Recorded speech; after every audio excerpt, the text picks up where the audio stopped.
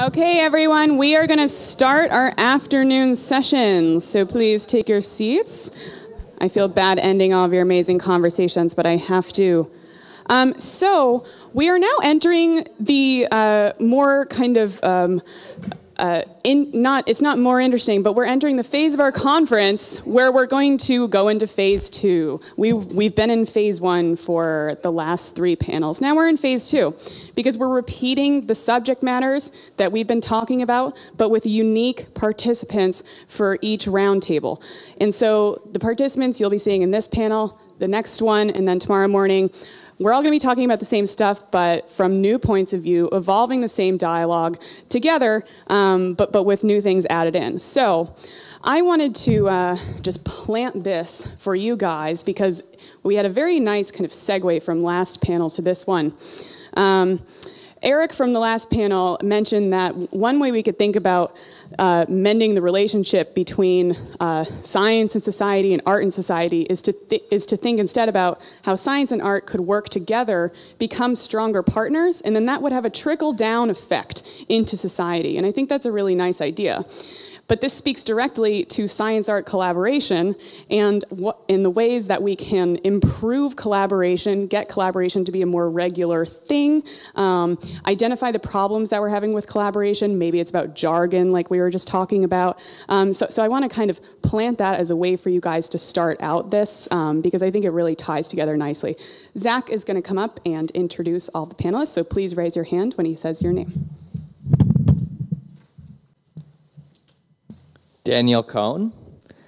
Daniel is co-founder of the Viz Group and was the founding artist-in-residence at the Broad Institute for Genomic Research. He currently serves as an artist-in-residence at the Center for Epigenomic Research at Albert Einstein College of Medicine and manages a variety of other projects. Edgar Choureiri. Oh. Edgar is a professor and director of Princeton's program in engineering physics and director of Princeton's electric propulsion and plasma dynamics laboratory. Tega Brain. Tega is an artist and an environmental engineer whose work intersects ecology, engineering, and the politics of emerging technologies. She is a fellow at Data and Society and is an assistant professor of digital media at NYU. Karen Ingram.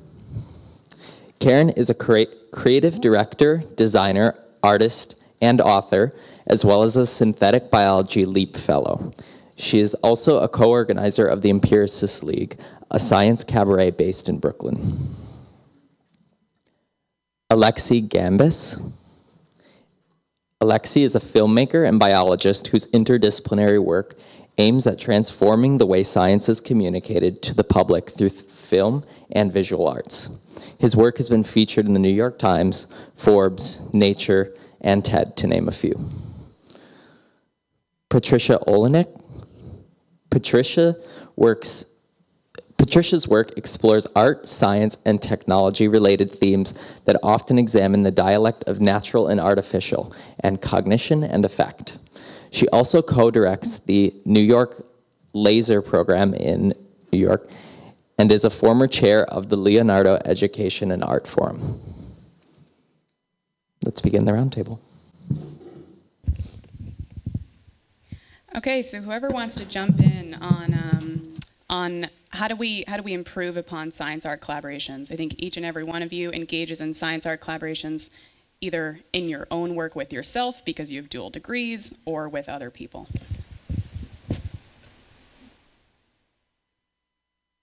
I'm looking at you, Patricia.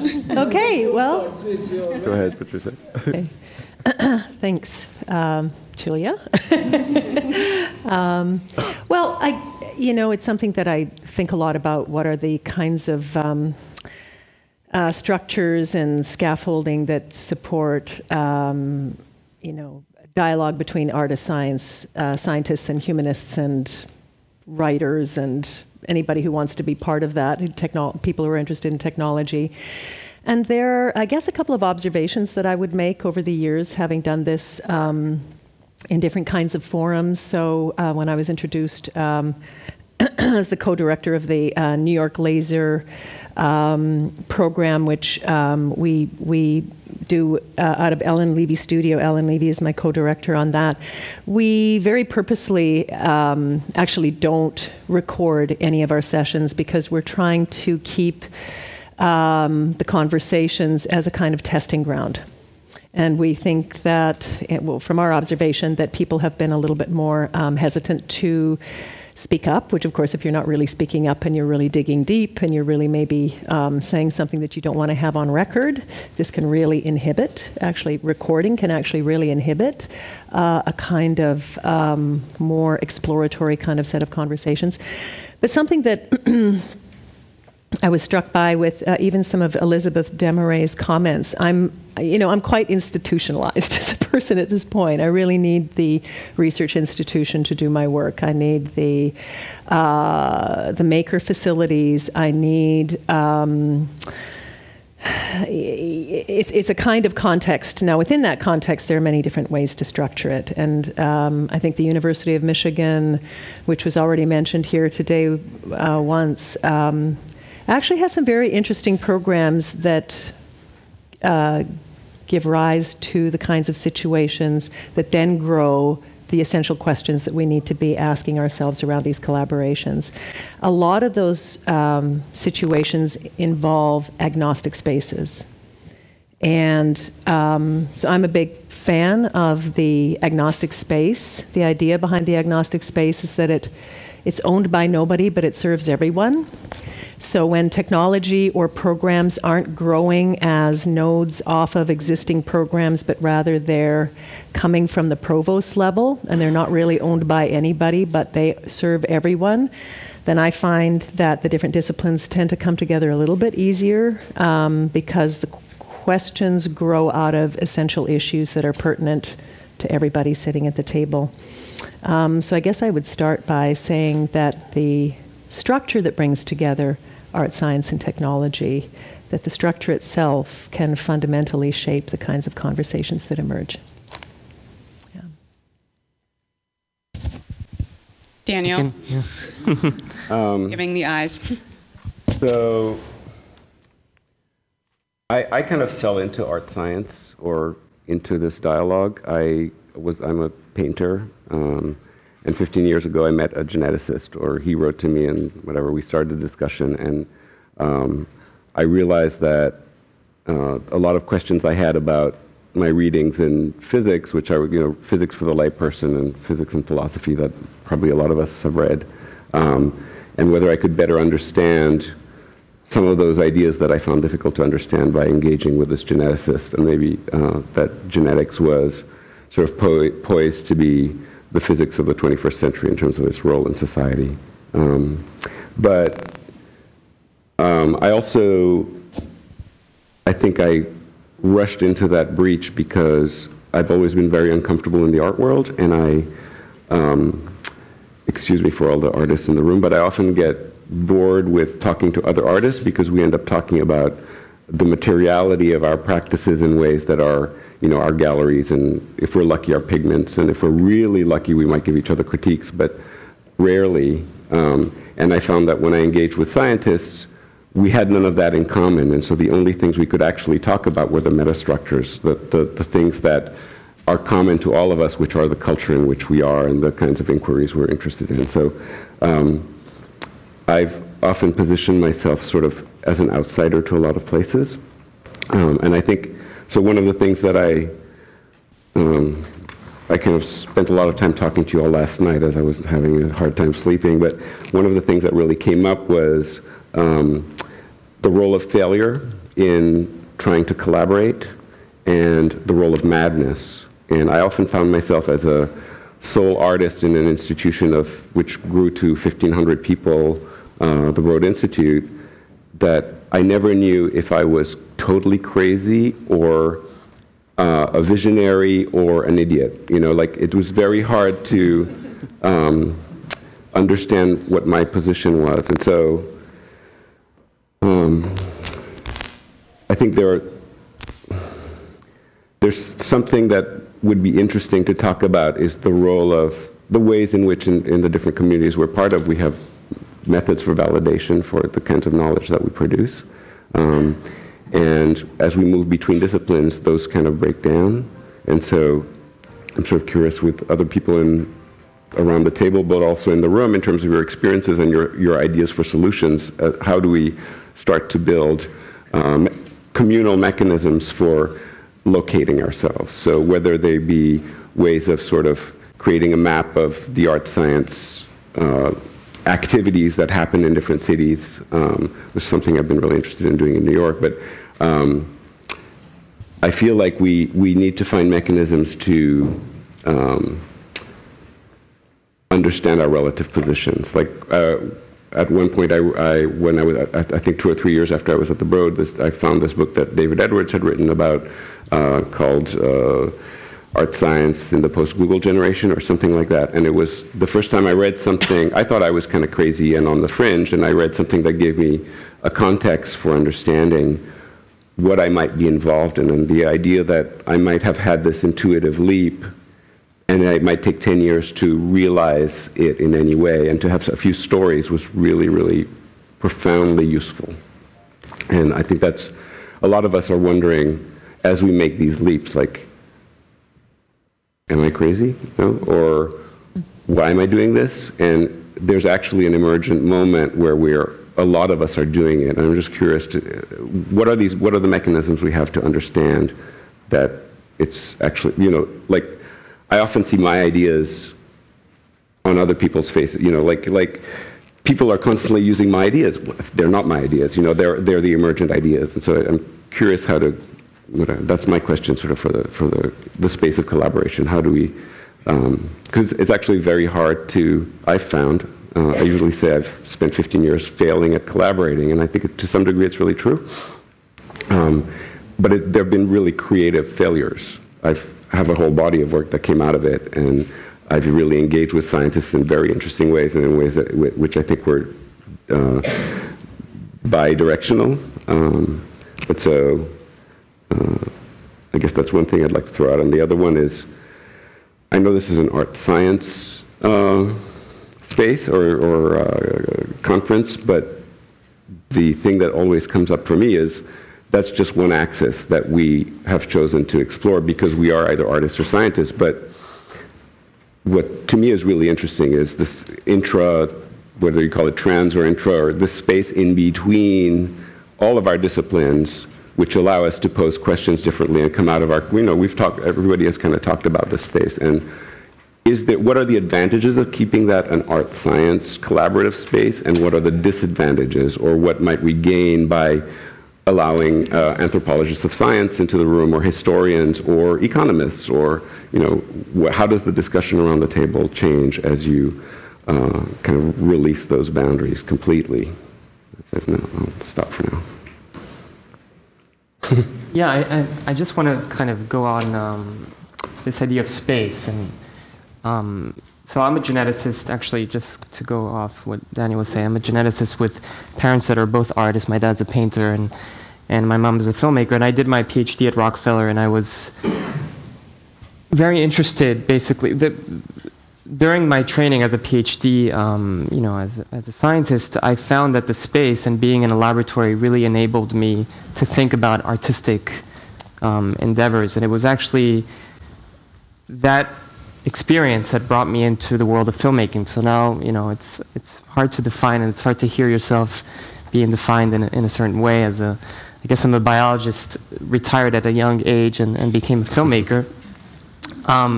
But I was working on vision. I was working on fruit flies, first in Michael Young's lab that just received the Nobel Prize, and then went on to the Stellar Lab at Rockefeller. And I found that actually the work that I was doing was very amenable to narratives and to kind of engaging with artists. And I guess for me, being in that context is what led me to actually make that leap. Although I would oftentimes not call it a leap, because I feel that a lot of people, when you're being interviewed or discuss your journey, everybody always says, how did you transition from one field to the other? But I don't think about it that way. I think about it as kind of a natural progression from being a geneticist to now being a filmmaker, and still focused and thinking about those same ideas about how to visualize science, how to create stories about science, and things that pertain as much to the research world as they do to the film world. And I find that there's a lot of similarities between those worlds. In terms of the importance of the institution in enabling the work, most of what I did started as a PhD student. I was able to start a film series at Rockefeller and bring scientists and Paul Nurse and many people to really engage in how they thought about science in media, and especially in film. And I had a particular interest in fiction, actually, and thinking about the portrayal of science and scientists and how to create films that were about accurate science, compelling science, but also told stories. And this is a little bit the mission of the Sloan Foundation that was mentioned over the last few days. But it was that environment that led me to create and to make my first films. But then I left that institutional world and I created my own nonprofit organization, which is a film festival that happens here in New York called Imagine Science, and that just celebrated its 10th year. That started at Rockefeller 10 years ago. And now what I find myself doing is, with this institution, we go back to universities, and the universities have become the venues in which we actually show the films. And my career as a filmmaker, I find that the academic institutions and the conferences that I used to attend as a graduate student are the places that received me, and where I used to have a poster in the middle of like a Hilton lobby. I find myself going back there and showing my film, and it's been a real thrill to be able to go back and kind of repurpose these spaces that are used for scientific talks and conferences, and go back there with artistic projects, which I think are happening, and we can probably talk about that a little bit more over the next hour. So I guess that's my experience, has been that I've almost left the academic world to go back to it, and now I teach at NYU, and I find myself kind of interfacing with those worlds. But there was a step in which I had to kind of push myself out of there. But I will say that, speaking about this overall art-science collaborations, and I remember yesterday there was a talk about, do artists enable scientists? Is the exchange mutual? I would say that it's important not to necessarily refer to it as a switch or as a leap, but I find that those two worlds are very similar in processes, and every scientist has an artistic kind of chord in them. So I think it's kind of trying to find that middle ground between those two worlds, and it's not always necessarily about the collaborative process, but it's also about what you're trying to. And in my case, it's a lot about the narrative and the story that I want to say, and then based on that, I'll engage with different types of artists and visual scientists and filmmakers, and use these different artistic approaches to answer a question as I would answer in a science lab. So yeah. We're going round. Yes. Well, my background is environmental engineering, and I worked for a number of years in Australia in this field, and spent a lot of time doing urban design, developing stormwater and water infrastructures in the context of cities and new housing developments. And I got really frustrated with working in this industry, and also like coming through an engineering education where there was not a lot of opportunities to ask questions about the narratives that are driving these fields, the politics, who is funding research, why we frame technologies through this like solutionism perspective and through stories, as if like technologies are going to solve these problems which are inherently political, social, economic. And this is something that I think in the US is amplified in an insane way right now by the Silicon Valley. And I feel like for me, the reason why I now primarily work as an artist but also as an academic, so I also teach a lot of media arts and computational arts at NYU. So what motivated me to leave the field of engineering and like explore these technologies and these ways of engaging with the world, but from an artistic context, in the context of galleries and so forth, is because I didn't find a space for that in my work as an engineer and in engineering education. I think this is something that is hugely problematic. So I guess I'm going to speak to this more from a perspective of practices that are sort of in between engineering, design, art. I mean, we use a lot of labels. I don't know if it matters so much what you want to call it. But I do think there's in terms of some of the really, really thorny problems we're facing, that it's so critical that we find ways to get a better language for, the cultural and political context in which technologies are developed and the agendas which they serve. So my work attempts to address this. It's often like public experiments online, or it often involves participation. For example, one of my recent works is sort of like a public demonstration of how fitness trackers fail and how you can spoof them and how you can author your own fitness data so that you can take advantage of insurance discounts and health discounts and all of these things that are available to you. And so this project is about telling a story about how these technologies are representing, like they have an agenda, and how that they can fail, right? And that an everyday person can kind of try to reverse engineer and understand, what does a step look like from the point of view of a tracker, and therefore, like, what is this story about trackers being representative of health? Like, it's such a narrow view of what health is, right, that serves the insurance industry that is promoting this. So this, exists as a website. We use the language of the Silicon Valley to kind of invite people into thinking critically about data, thinking critically about what it means to quantify the body, quantify health in this way. What's left out, right? Who is left out in these sorts of situations? Another work recently that I did, just to give some sort of context what I'm saying, takes a series, is a smell-based dating service, right? So we, actually my collaborator is here, sitting over there, but we launched a service that allowed people to sign up. We had a few hundred people sign up in New York City and asked each to wear a T-shirt for 3 days and send us back their shirts. And then they all got 10 samples, anonymous samples, randomly from the group, from which they then chose who they would like to meet based on the smell of the body odour. And our website would then connect you via email if there was a mutual match between the participants. And yes, people went on dates, and yes, relationships did come out of it. But, the project really did provoke an extraordinary conversation about the role of smell in attraction, but also provoked this really extraordinary response from the press in terms of, smell dating is the next big thing in dating. We can extract value from body odour, we can quantify it, we can optimise dating in this way that really kind of revealed to me the narrative again that, through which technologies is kind of deployed.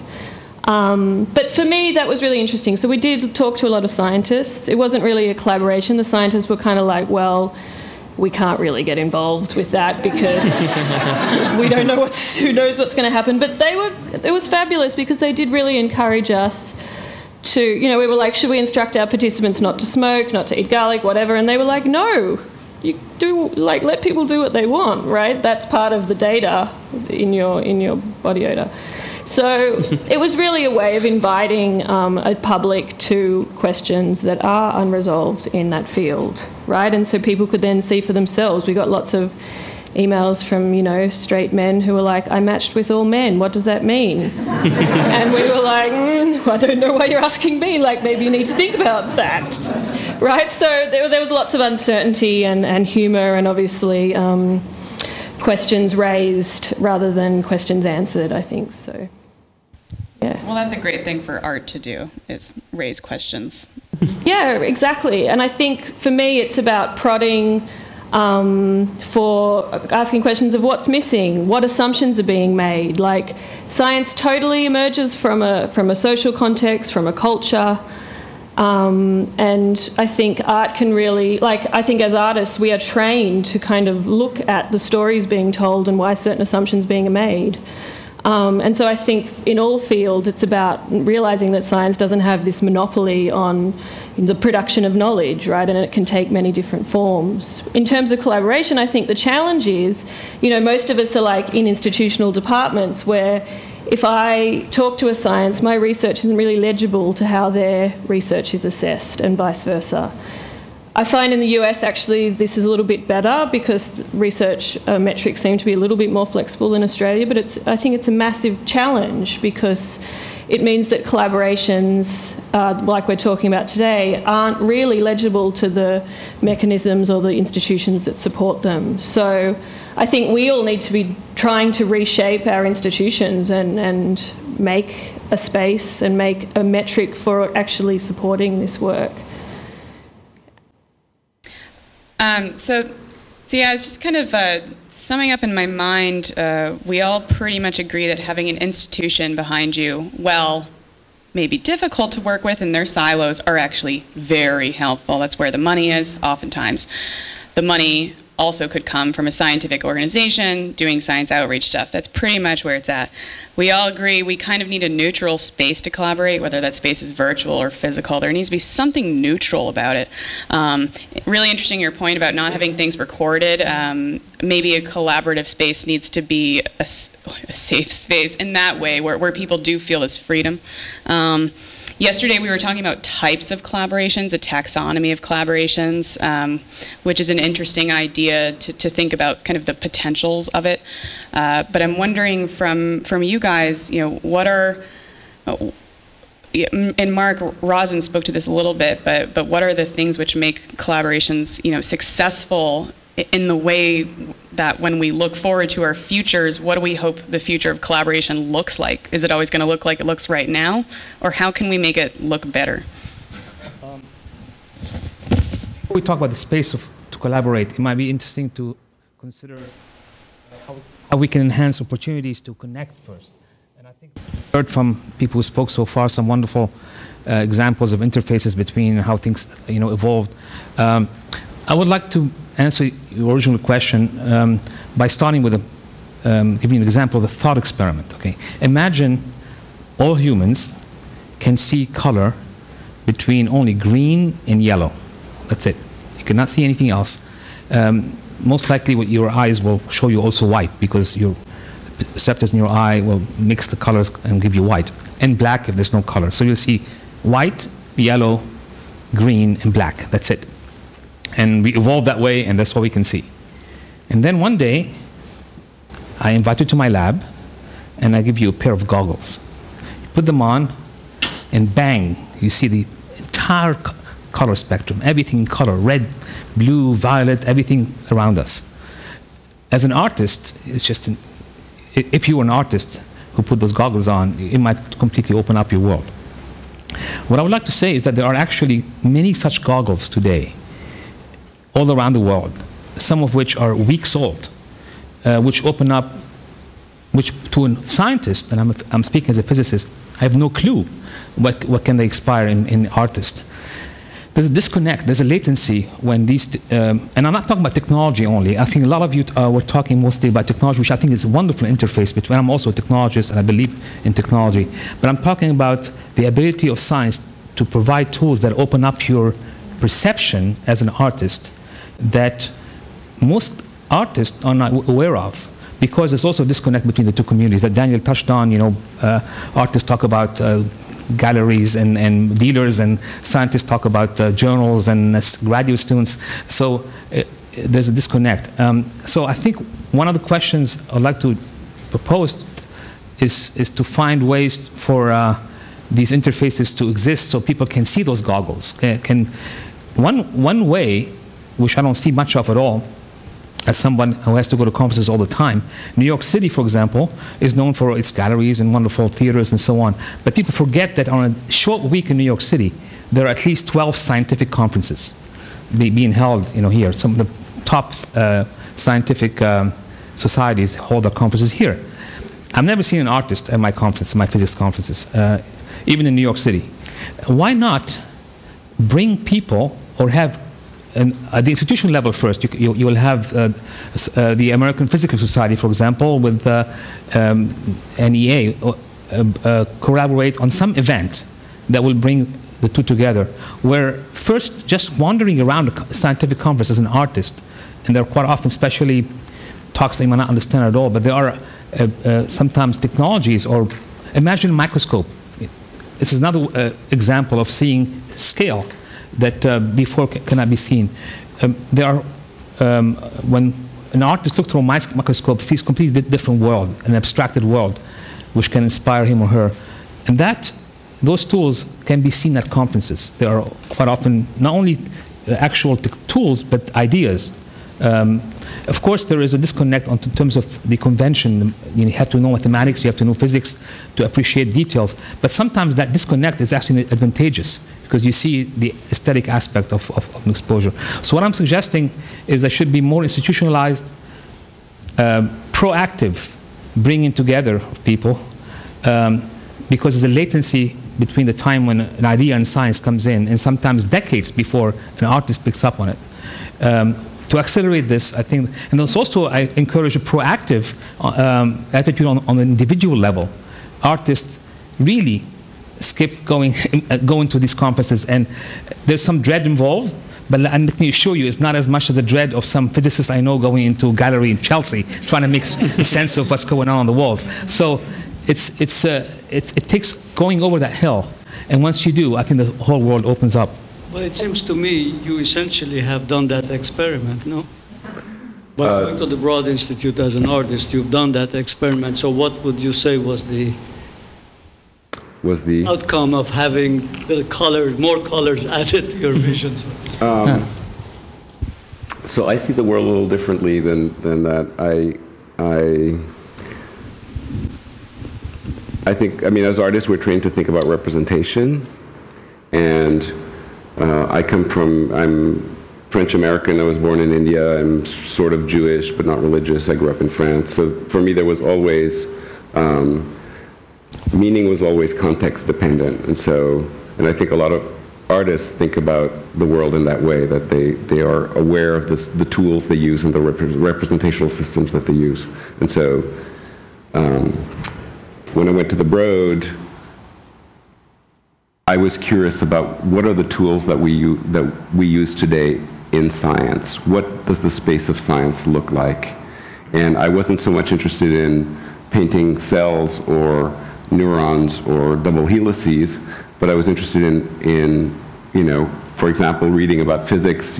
String theorists talk about maybe there are 10 dimensions, but they're curled up in such a way that we can't understand or see them. And I was like, no way, I know that there are 3 dimensions. I'm a good 3-dimensional thinker, maybe 4, but this is crap, And the first time I met, this colleague at the Broad who invited me, he said, well, you can think of dimensionality in a different way. You can think of information. And so we choose to chart space on 3 axes, a point in space with 3 axes. But if you want to chart its temperature, you can add an axis, and if you want to chart its fuzziness, you can add an axis, and its color, you can add an axis. And all of a sudden, it kind of blew my mind that this was a new tool. It wasn't perhaps it's a sense of, it was a set of goggles, right? It was a story that allowed me to look at the world very differently.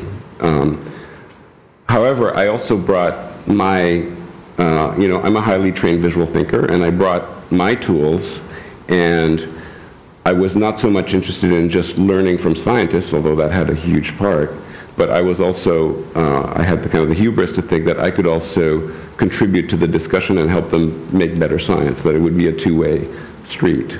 And so, on the base level, people talk a lot about the genome as a series of 4 letters, right? And it's very powerful because you can reduce this highly complex framework or this highly complex reality to something for which we have lots of tools, right? We've spent thousands of years analyzing texts and doing numerology. So we can manipulate this Bible with a high level of sophistication.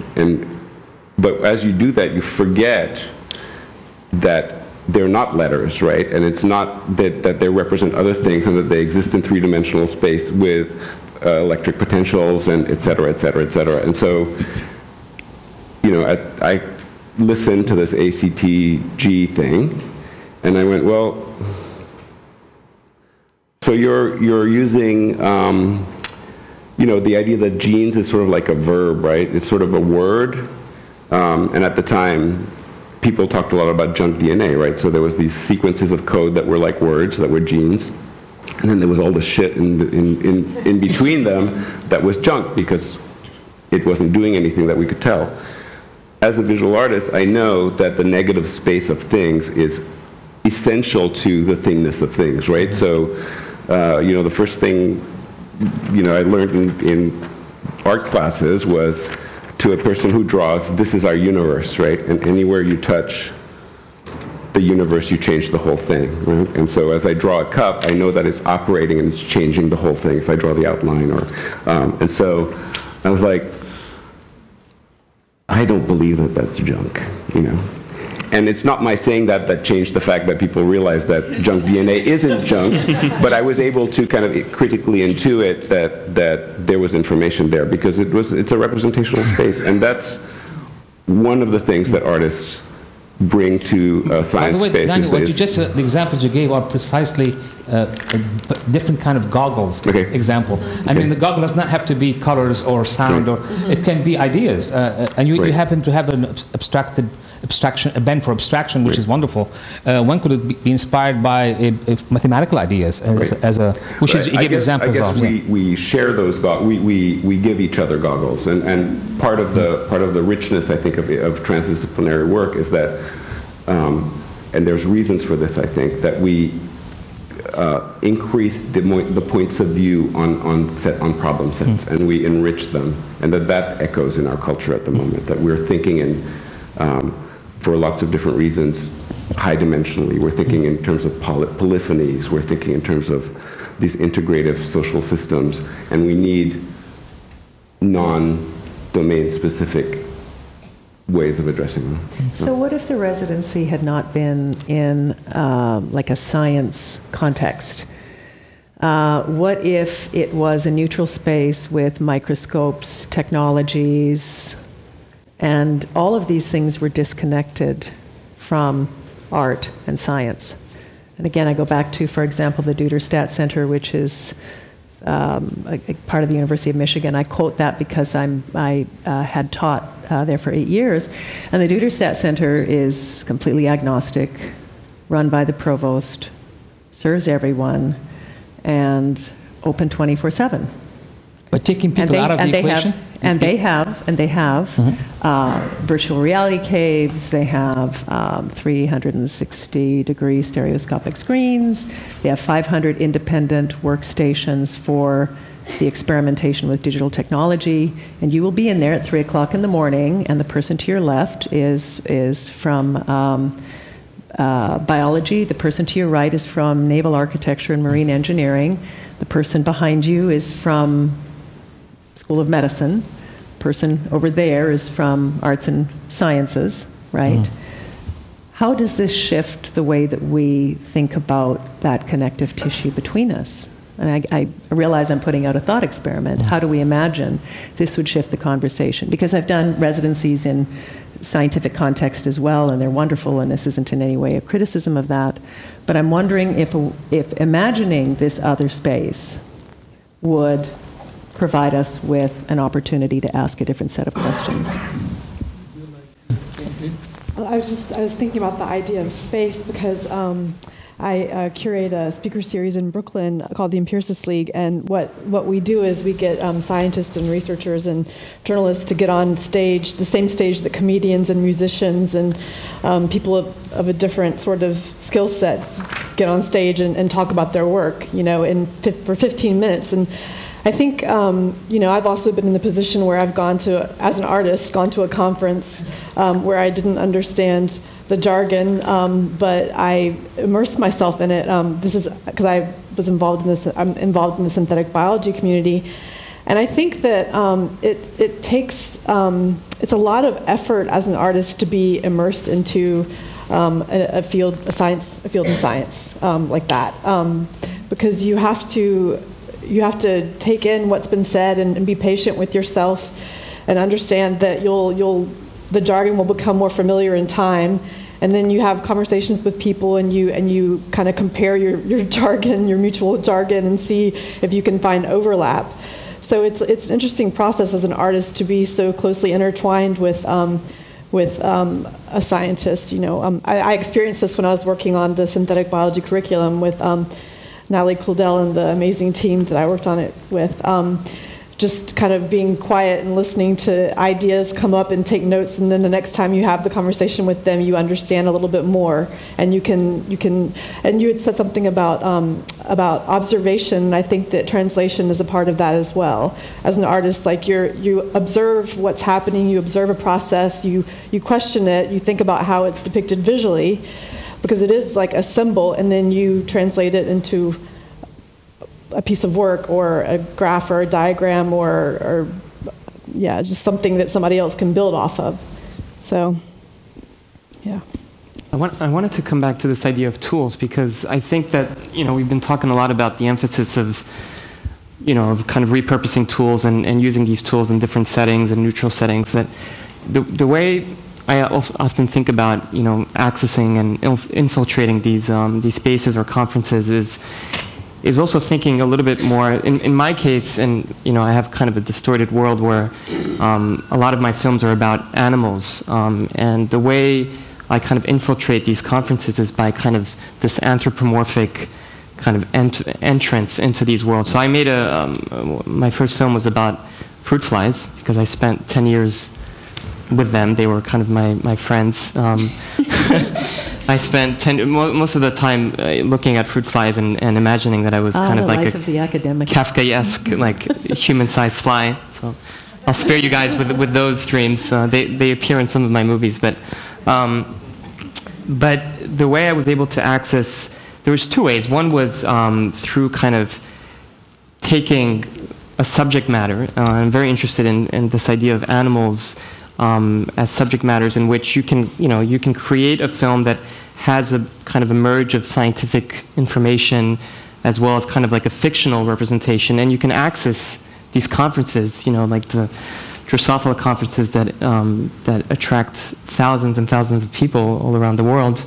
And I find that, you know, there's a lot about this emphasis of the tools, but the way I kind of get into these worlds is through these model organisms, or through the actual participants, in this case scientists, which I invite scientists to be involved in fictional films. So Stuart, I think, who has spoken or will speak, Stuart Firestein, plays a 1920s professor of, he plays Thomas Hunt Morgan in this 1920s lab at Columbia. But and then I had Leslie Beauchal, who works on smell, play a scientist in the 20s. But by involving these scientists in art projects where they're not only passive advisors, but are actually involved in the making of this project, even though there's a bit of resistance initially, I find that I can access, you know, it's the same way as when you make a film and you want to get, you know, this actor. Well, I try to get these scientists that are kind of experts in their field to put them in a kind of leave their comfort zone and put them in these settings where they may be talking about their work, but they may also be in a fictionalized setting. So I think this idea of tools is very important, but the tools are evolving at an incredible speed, and I feel that the tools will eventually, it's like when you go to film school and they teach you about the latest cameras, but ultimately all of this will change and evolve. So I think it's important to think about how the tools will enable these kind of ideas, or whether it's also like a mathematical equation or an animal, or and I find that for me, all the scientific jargon that you were mentioning, I find that there's a lot of ways of making parallels between these, you know, these kind of very abstract ideas, and make these parallels between the lives of scientists and, you know, what does it mean to study the genes that dictate color in a butterfly wing, and how does that relate to a person? So I oftentimes transpose or translate these ideas or these equations into people's lives, and kind of find these relationships between micro and macro. So I think, just to like put this out on the floor, I think that we think a lot about tools and we think a lot about DIY spaces that have PCR machines and, all these tools. But I think ultimately it's, over the last hundreds of years, it is this idea that kind of motivates these collaborations. And so. I like that you've inverted the normal model and you're inviting scientists into an artistic space. Yeah.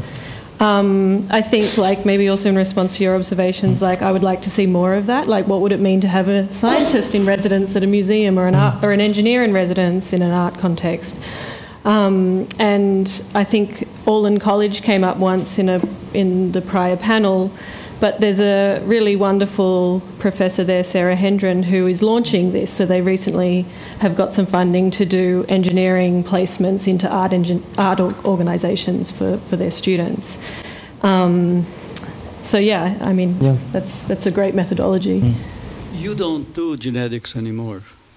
No, I don't. I mean, I dabble in science when I work on a film because I get to actually come back and shadow scientists and work in those environments. And I will say that, back to your point, it is hard to access these worlds. And being a geneticist has helped me.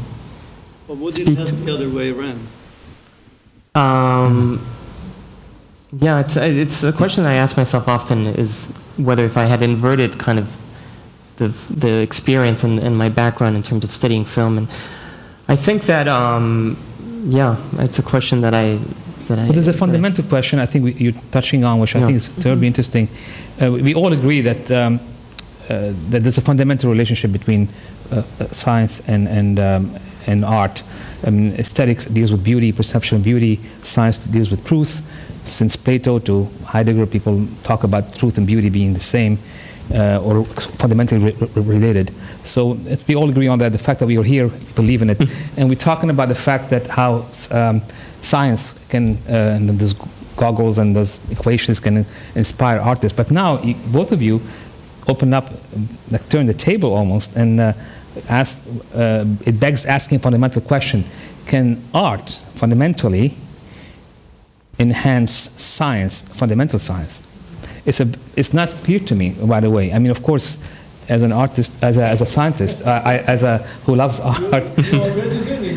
No, but I'm not sure. I'm not totally sure how, as a scientist, perception of course, on a fundamental level, there is looking for simple ideas, simple equations.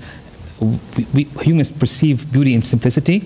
There's a whole movement in physics trying to unify things down to single equation, possibly. Right.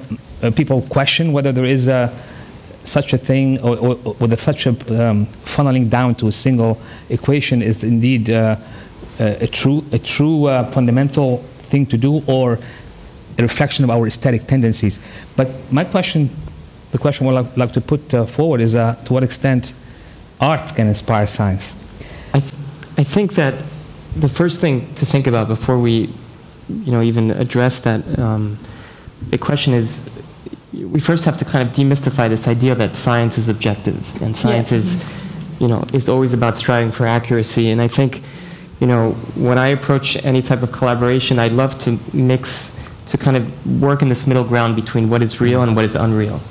And so I think, what's important is to understand that there's a lot of subjectivity, there's a lot of interpretation and creating narratives when you're publishing papers that shouldn't necessarily pollute or misconstrue the facts. I think it actually enhances it in many ways, and I think that is how I think art can really help the scientists, is to think about how do we use these tools and repurpose them, or how do we think about these questions in different ways. I have this story where when I was working on this film about fruit flies, I created a bithorax fly that has 4 wings.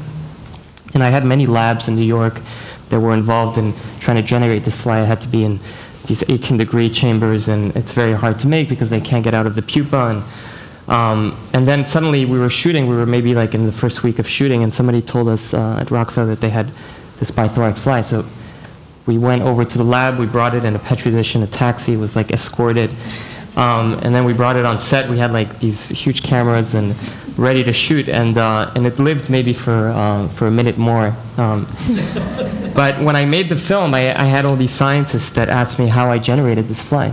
So I felt that the film had actually contributed because there was actually no video of this four-winged fly, only these images that were made by Ed Lewis a long time ago. But anyway, this is a case where the film actually gave people ideas about trying to generate this fly. But I think, yeah, just a side note there.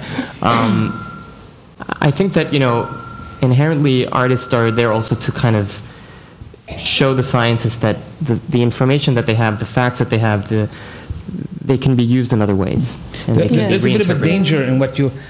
first, I completely agree with you. Scientists are full of their biases. There could be somewhere on the spectrum of aesthetically minded or not, but we are all have our biases. It's projected in our work, nonetheless. But we teach our graduate students when they write a paper, if they see something, not to tell it because make it sound more beautiful or more aesthetic or more poetic, the other way around. Of course, you all fail to some extent, but there's a danger in trying to inject aestheticism in the practice of science. Scientists will recoil at it. We are taught to recoil at it. So I'm not saying it's a bad thing. Yeah. The experiment can be wonderful, can be, although the way we learn is through narrative. The way I think aesthetics, I agree with you, is a tricky line, but the way we ingest information is by telling stories inherently.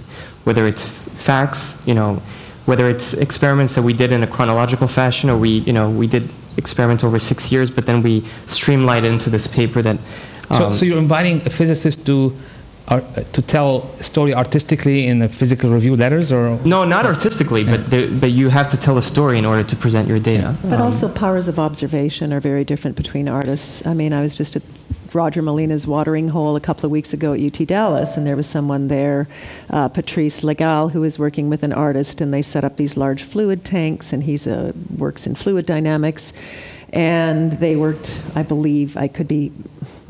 Forgive me if this isn't entirely accurate, but as I understand it, this pool was tipping back and forth, and they were photographing waves with a very high-speed camera. And through the observation of, first of all, through the setup and through the observation of these waves, they discovered that certain parts of the wave formation itself are still on the surface of the water. This is scientific discovery. This is completely new scientific discovery. So I think there are, depending on the setup and the lens through which you observe phenomena, I think this is something that artists bring to the table that it can be quite different. Another example, former colleague of mine, when we were working with particle and theoretical physicists, ended up using the math from physics to visualize a boson. And it was a different interpretation of the math, but the math was correct. And he brought this back to the physicist, and the physicist said, "Holy cow, the math is right, but we never thought that it could turn into a form that looked like this." This went back and fundamentally changed the research that was occurring in that physics lab. So I think there are occasions where the kind of interpretive lens through which an artist will look at mathematics and the ways in which an artist will actually observe phenomena can actually bring something quite unique to the table. So I have a question for all of you, and this is something I've been wondering about. A lot of science art collaborations, maybe 98% of them, are started by artists. Scientists usually agree in the end. Yeah, that was great. I enjoyed that. And maybe it added to their work. Maybe it revealed something about their work. Maybe they just liked it because it was fun. We need the dating service. Right. But my question is, does anybody have a problem with the fact that that's true, that this world is pretty much artist-initiated? Is that problematic or not?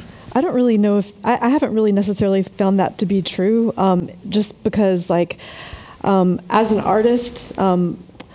I guess one of the biggest projects that I worked on was, like I said, the curriculum, and I ended up working on that because the scientists asked me to, because I'd made like a an artifact. I made a diagram that explained a process, and she saw it and was like, this makes sense to me. I think that this would be great for the book, and we can apply this to how we teach it, you know? And so I didn't actually actively seek out the collaboration with her. I just made something and said, here, look at it, you know, and was open to corrections and criticisms.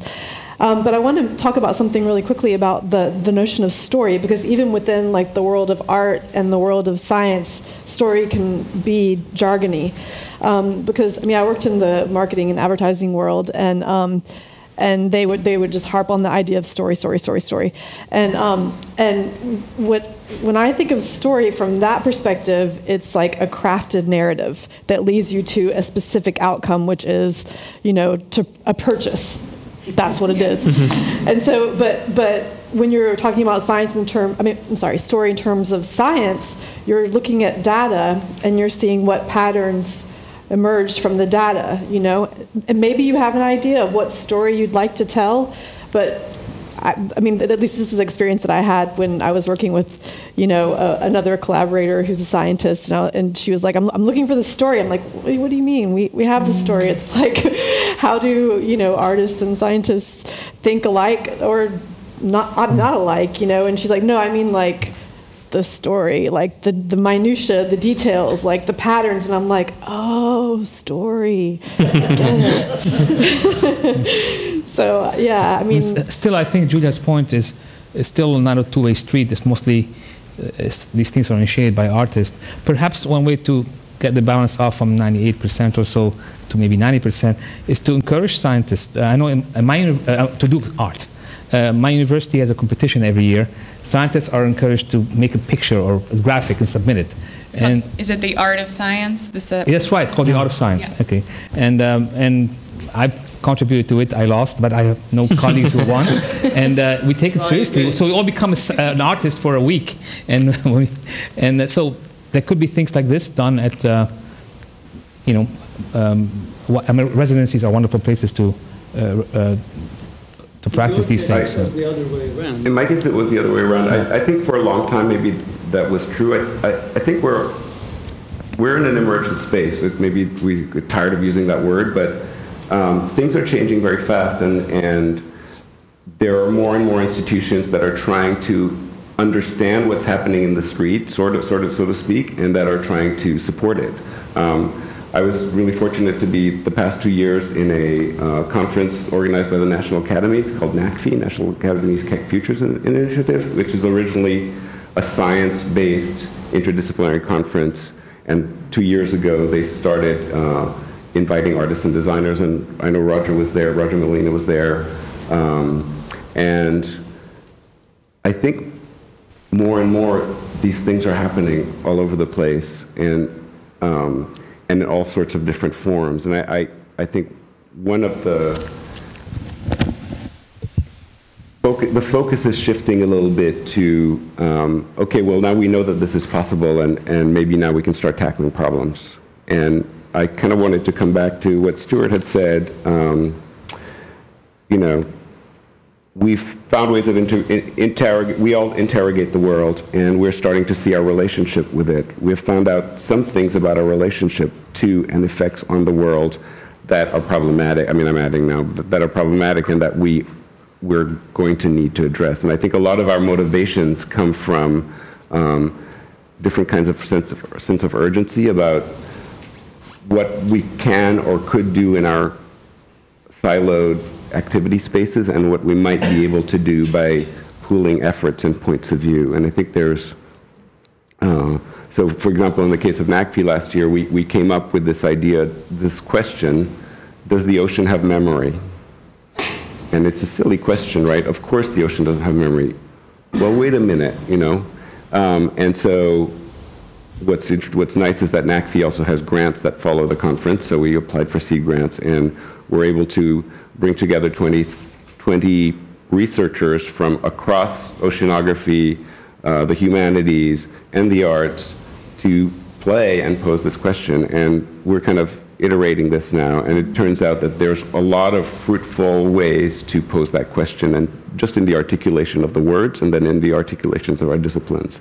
And so that would set off a different series of narratives for each of the different... It sets out an echo chamber, and ultimately what we're talking about is shifting, and I guess that was one of the things I wanted to talk about before we leave, or before we just open it to questions, was we're in a space where we're starting to wonder about caring, right? And a few years ago there was a art science conference at MIT, and Bruno Latour was one of the keynotes, and he said, you know, the science is in about global warming. The real question is, why don't we care? You know, and I'm going to be working from now on, this was Bruno speaking, about why we don't care about Gaia. And I was kind of blown away by, you know, there's, I think, to some degree, without trying to save the world, we're all wondering about that question. What can I do right now? And the reason that we're reaching beyond our disciplines has something to do with that, is that the solution, obviously we're the cause of the problem, so if we don't start acting differently and starting to find ways to care for this planet that we live on, we're toast, you know? Absolutely, and I mean, I talk to a lot of ecologists because a lot of my work involves, you know, environmental research and intervention, and I think that's a field actually where there's a huge amount of interest and work happening, inviting artists and designers into research projects because of this, because, you know, those fields have struggled to get engagement and, you know, public discussion happening around the findings and these very urgent problems that we all face. And I'm both excited and terrified when the discourse changes and all of a sudden the artists are going to come in and solve that problem, right? But yeah, I think perhaps there's not so much of an agenda to do this in physics, but definitely like in environment and ecology there is. But I guess part of what that represents is we're actually coming out of it. We're not going into another. It's not just about going into the lab or coming into the studio. It's actually going into our common street, or whatever we want to call it, our common world, and saying, well, we need to collaborate on this. And it's no longer about just doing art about science or science about art. I can see how the environment is a perfect environment for it. But what would be another discipline that would have such fertility for? I mean, I think because of the way that science is taught, it's so hard to see outside of these dominant Western narratives that we all just live and breathe, because that's the way we're taught from literally like kindergarten, right? So an example that I've been talking about a lot with some friends is apparently in the field of ecology, they think that the way that birds evolved to have wings wasn't anything about them developing modes of transport, but it was about an interface for attracting mates, right? So that the birds would perform and the wings get larger, and it's about attracting your whatever, you know, your partner. And so I think this idea of affective ecology, the narratives of ecology, we think about it in a very functional sense, right? So, you know, wings were developed because, you know, organisms want to get around better, or that there's an advantage to doing that. Or, you know, when an organism is moving around, it's looking for food, and we have this super anthropomorphic perspective on the way that we understand all systems. And so I think understanding that affect is something that isn't also exclusively human is obviously something that the arts is really well versed in, and can completely then change narratives of how we understand the natural world that aren't necessarily in like traditional, you know, scientific. And I think those narratives are really important. Ursula Heise at the Sustainability Institute at UCLA is an eco-critic, and she's highly, highly critical of the kinds of narratives that we're spinning around ecology today, and says that they're highly problematic, and we have to think of entirely new narratives to actually budge people forward and to think about futures with these changed environments that we're soon to encounter. But back to that idea of narratives. One word that hasn't come into this conversation yet, and I'd like to throw it out there, is the word empathy, because I teach in medical humanities. I'm the director of the Graduate School of Art at Washington University in St. Louis, and I've gotten some terrific grants to put together art science fellows groups, one of them from the Scandalera Center for Entrepreneurship, because I managed to convince them that the bringing together of artists, scientists, and humanists was in and of itself an entrepreneurial venture, and I got a nice big grant that culminated with a symposium at UCLA. But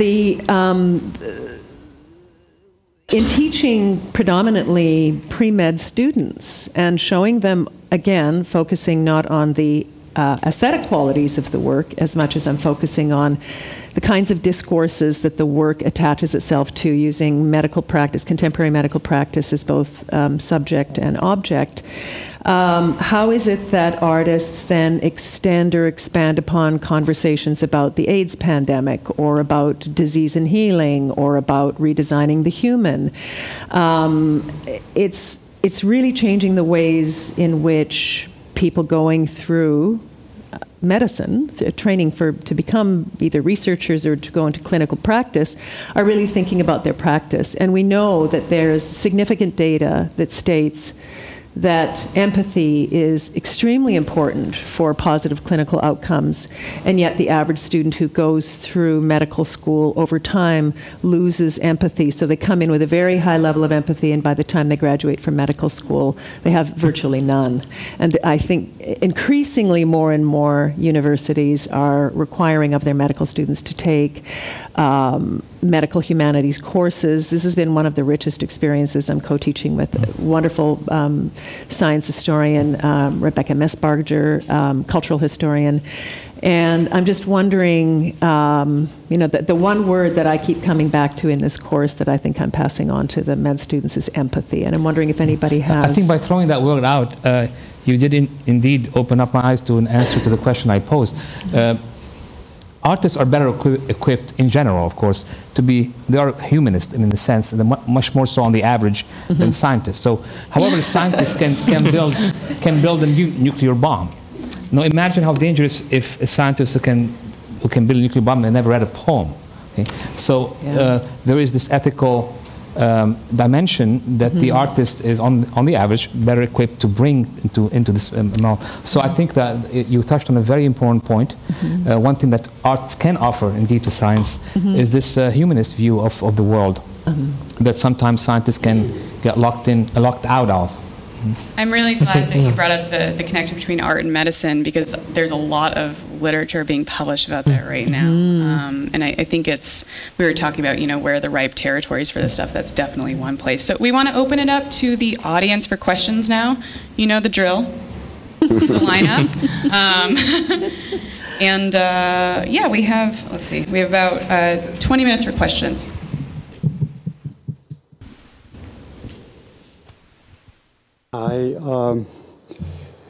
I have to make that point that I have done art that is actually science research, and I discovered, working with liquid formations, that the physics of liquid formation correlates to biological formation processes.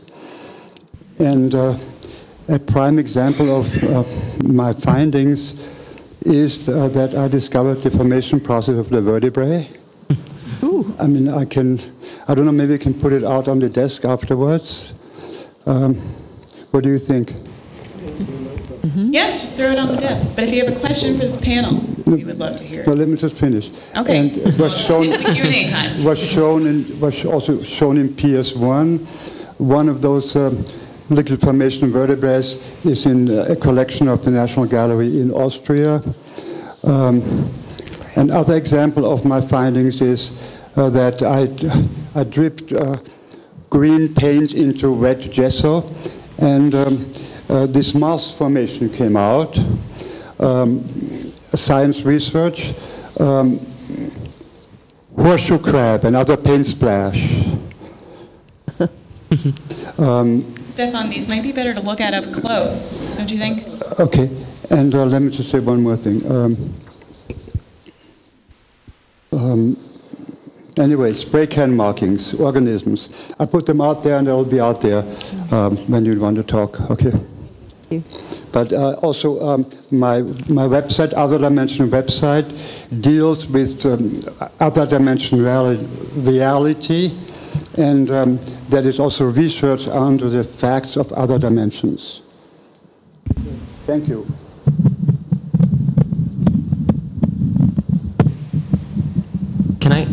Can I say something?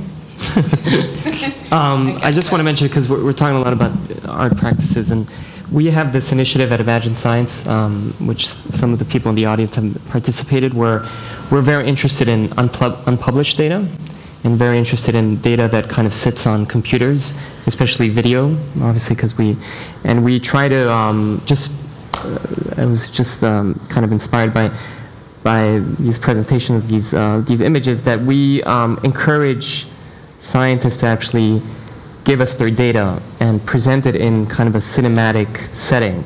And I think that has been an amazing way of getting scientists to feel that their research is being interpreted in a different way, and having them actually be there and also talk about the data. And we try not to over-narrate or over-kind of explain what the data is. We just show it as if it was kind of like an experimental film from the 20s or something. You know, like where they used to show like the Percy Smith and the acrobatic fly, or the mites on cheese, or these types of things. And we have this other competition back, because I wanted to talk, because film, I feel, is also the relationship. Every art practice has a different way of thinking about it, but we get a lot of scientists that are very enthusiastic about participating in film.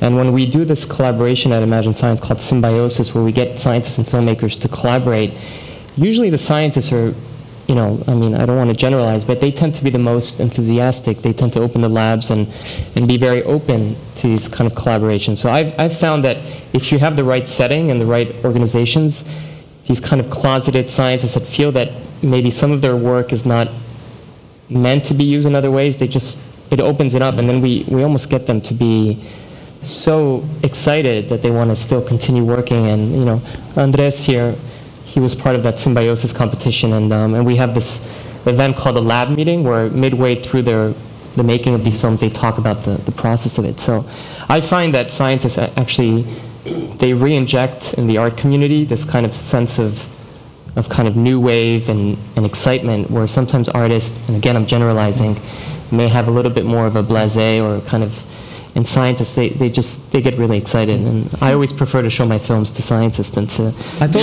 people in film festivals. Is a very a very specific environment where there's just a lot of pretentious, whereas with scientists you just get like these inherent excitement about But I think your point about taking data and information out of a context and put in another context can be really enriching and artistic. In conferences, or you can go, even if you are a specialist, you go to a session where you could be completely gibberish, okay? Right. And especially if a life scientist goes into a physical scientist or vice versa. And that happened to me many times, and I sit in the back of the room and I look at the view graphs. Yeah. And the view graphs become, because they're disconnected from their context, right, become purely visual. Right. And they can be gorgeous. I mean, they can be absolutely beautiful to look at. And I think this is a great exercise to take real data, plots. Actually, my office is decorated with plots, which are gibberish to most everybody else, but they are, I presume they are beautiful to some extent. But I think what you're doing is a wonderful thing, was to take things out of context and let the visual part speak. Yeah, I think it's very important. Yeah. Thank you. We're going to take the next question now. That's actually a good Anna is bursting in the seat. My name's Anna Fine4, and you'll see my artwork later this evening.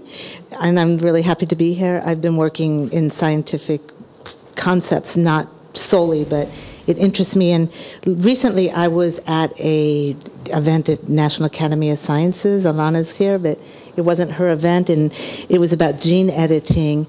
And my next project is for an exhibition at NIH about transposons and how they're expressed in tulips.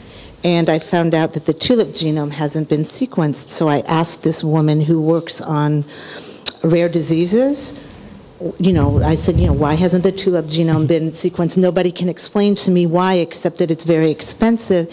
And she said, well, it would be really big and we'd have to understand it. And I said, no, I don't have to understand it. And so my question is, how, with all of these issues, there's not all scientists, obviously, but too many of them, this idea that I would say I don't have to understand it is very foreign to them. And after the event, there was, time to socialize, and people came up to me and thanked me for putting it out there like that. So it's very much like, I just want the visualization to use it as for collage.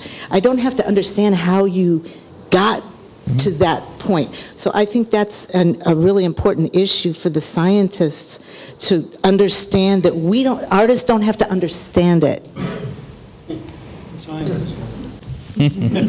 But they don't always understand it either. Yeah, exactly. That's true.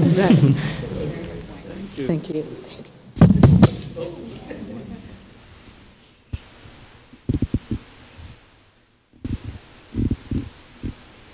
I'm Dr. Shirley Muller. I am a physician. I wanted to add some balance to the empathy issue.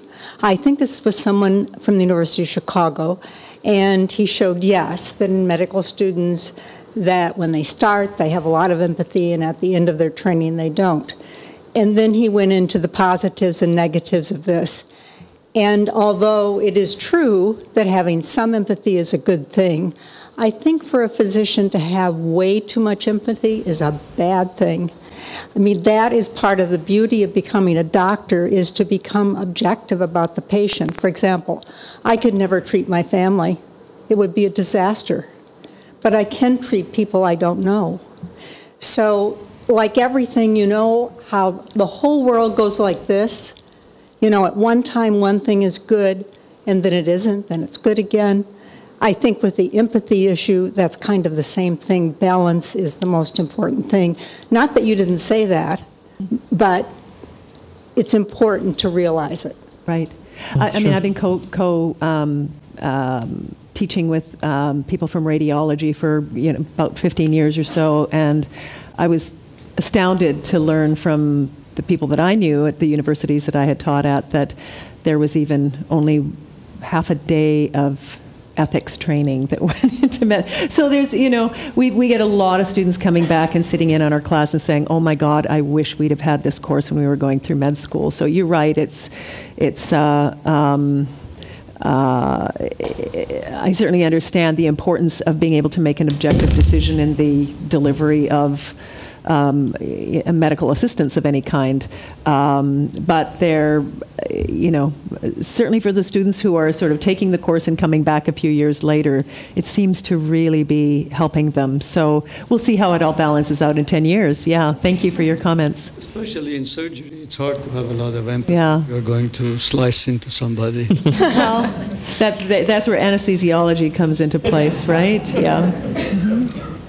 Hi. First of all, thank you to everybody who's been on these roundtables today and everyone who's asked questions. I've really enjoyed the day so far. My name is Kate St. Amand. I'm the co-artistic director of a New York-based dance company, and for the past few years we've been digging into this intersection of science and art. We ended up creating an evening-length work that, happy to report, premiered in New York, went very well. And Edgar, you mentioned about bringing art to, like, for example, an APS conference, and we just did exactly that last month. We took the whole company to the New England chapter, University of Rhode Island, to the APS conference, and it was amazing. What did you guys do? We performed our entire work for the conference, and so we went to some of their conference, and most of them came to see the performance, and we all spoke after. So, which kind of leads to my question, which, Daniel, I think you were starting to touch on. We've done a few other examples of that, but it just directly correlated to what you said. So that was one performance through which we performed the dance and engaged with, to us, a new audience. And what we're coming to a lot is, I think what you do is amazing. I think what you do is amazing. And that's great that we both know it's really important that what we're talking about and doing, and it's important, but it's almost like what do we do? What do we do next? And you were talking about kind of bringing this to a more world discussion, and I don't know. I'd be curious to hear you speak a little bit more about like what do we do next, or what can we do? Because there is a sense that it's important that we're talking and figuring stuff out and having these conversations, but sometimes it's good to hear a new perspective of why it feels so important. Well, why do you think it's important? I think if I could, I could keep listening to all of you say all of these things that are exactly, and I think in the last discussion, art can sometimes embody something that we can't say, and it can be ugly and beautiful and confusing and intelligent all at the same time. So for me, quantum mechanics just sparked something in me very specific, and I knocked on a lot of doors along the way because I am in no way a scientist, so it can say anything, nothing, and everything. I don't want to get too far into my personal experience, but I feel that it's important, and I feel that I learned something after every conversation or every performance that I didn't know before, and that's what I hear happens after people are watching what we're doing. So I don't know, maybe I'm just seeking more words to quantify that as we continue to grow our work. Last year at the Space in Between conference, Ellen Levy, who's sitting over there, talked about attention and how her work was shifting to attention and to look at attention. There's some really great examples and questions that she asked, but for me that was really transformative, and I think we're starting to pay attention. You know, like we are feeling a need to pay attention, right. And it's very hard to pay attention. I mean, we could go into discussion about evolutionary behaviors and stuff like that, but if you're in the environment that you're in always the same, you pay attention differently. And as you start to reach out and to be in a place where you don't quite know the rules, or something will come up and you have never seen it before, oh my God, right. You know, you pay attention. And so I think there's something in this space that we're exploring which is allowing us to pay attention, and we know that it's urgent that we do it. So I think we all have different things that we're starting to pay attention to, you know, places that we turn to for that sense of surprise. In my practice, just before I started working with scientists, I always move my paintings around in the studio, because every time they're on a new wall in a new light, I see them differently, and I can repaint them, or I can find clues to how to continue them. And I think there's something, I mean, I really think there's something happening across our cultures where, and whatever, I have a whole, you know, theoretical framework around it. I won't bore you with it, but I think there were some very profound changes that happened at the end of the 19th century that put us into new sets of causalities, and it's unfolding. And at the same time, we're faced, partly because we can see it, because of those changes that happened, we're faced with these sort of mounting deadlines. And so I think those two things together are making us stop and notice. And I think there's a real reason for it. And, you know, I think that's why we're all in this room in some way, because we stopped and we're noticing. We're wondering how to move from here. You mentioned that, just want to add one thing to what you said. You mentioned that art has been described in this conference as something that can express things that are beautiful, ugly, and confusing. And then you mentioned that you're curious about quantum mechanics. As someone who teaches quantum mechanics, can tell you picked the right field, because it is really, it can be very beautiful. You're in the right place. It can be, the equations can get very ugly, and it's very confusing. And the more you dig into it, the more confusing it is. So, and as an artist, you could not have picked a better branch of physics.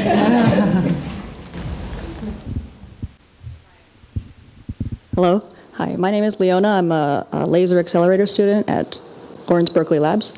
And I've been thinking about a lot of these questions a lot, actually. And I think if you asked Einstein if his work with his violin was crucial, he would say yes. And for me, I have a favorite author. It's Jules Verne. And I don't research in exactly that field, but his work inspires me. I've thought about this question of whether art is actually necessary for scientists to be scientific. Not just whether art can inspire science. And I don't have an answer to that. I'd like to think yes, but I also know a lot of scientists who don't know anything about art and seem to be pretty good scientists. So anyway, if you could address that, would be great.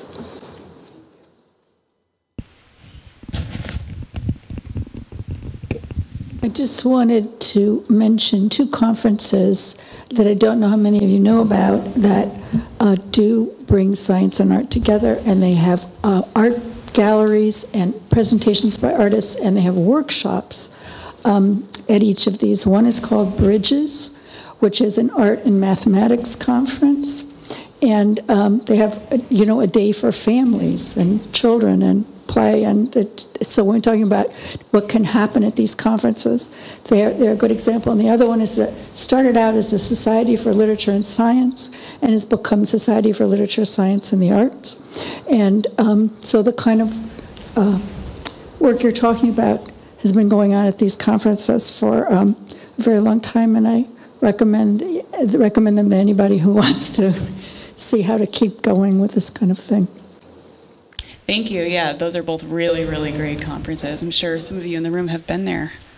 I'd also, at the risk of sounding like I'm just plugging an organization, but it's a good one for anybody who's interested in arts integration in general, is the Alliance for the Arts and the Research Institutions, because they're looking at not only how art sort of permeates and integrates across campus, but how the other, and again, it's the more difficult part of the conversation. How are other, disciplines coming to the arts? But there's one kind of branch or node of the research task force, the National Research Task Force, is called the Third Tier Aggregator, that's looking to establish a research platform and also a kind of committee of 100 people who will be qualified to assess transdisciplinary work. And if we can get more people able to navigate the tenure system who are doing this kind of work, it will fundamentally change the kinds of spaces that open up on university campuses. The more sort of joint appointments you get, the more that we can assess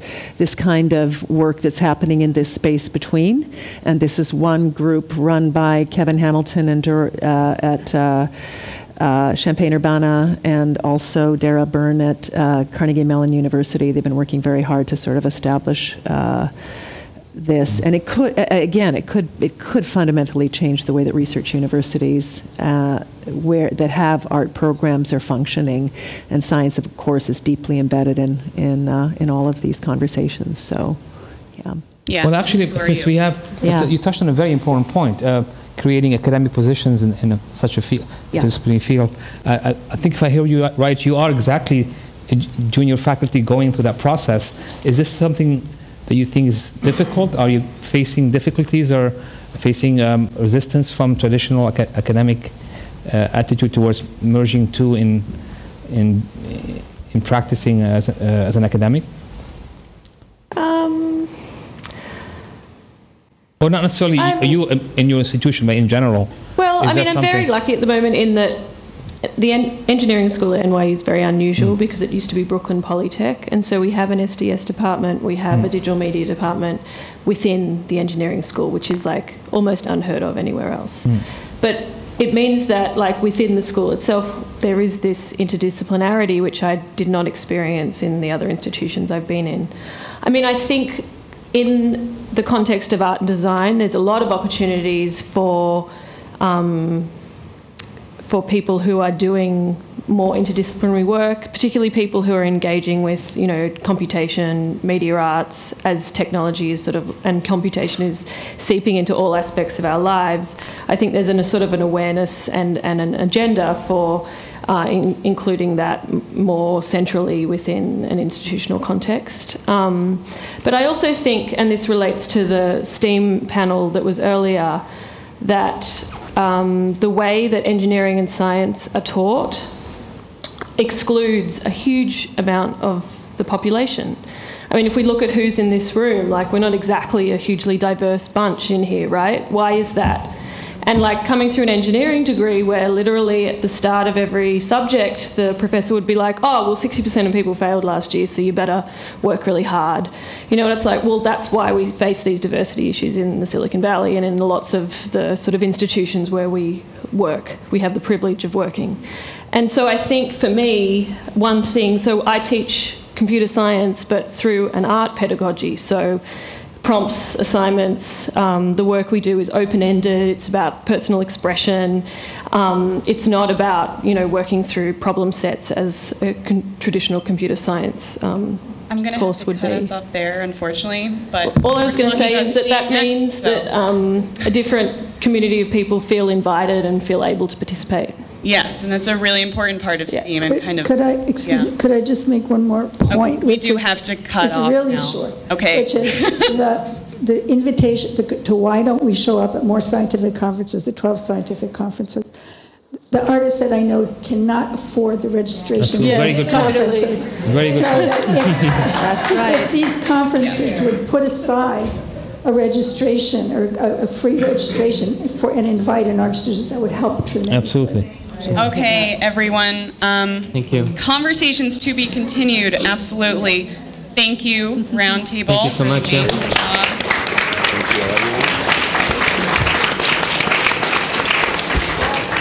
Is Jame Mcray in the room? Are you somewhere? Where are you? Okay, we are having an artistic interlude. So if you want to do that fun thing of turning around in your chair and facing the projector, we're going to watch some science-based dance right now. Yeah, I guess